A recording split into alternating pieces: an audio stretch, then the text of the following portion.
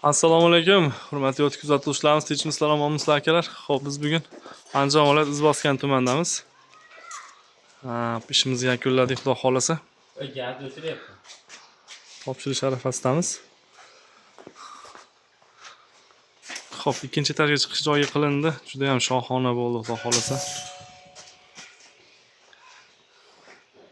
Arqon balasini baquvvat qilib qo'yildi akalar, ustullarni.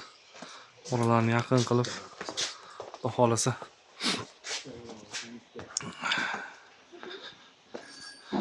Ozgina kech qoldik, qorong'i tushib qolgani uchun blesk qanaqa beryapti bilmadim. Lekin agar kunduzida ko'rsanglar juda ham go'zal chiqdi, xudo xolasa. Vodiy bo'ylab xizmatlar tashkil qilganmiz akalar. Bugun 7-noyabr 2025-yildamiz.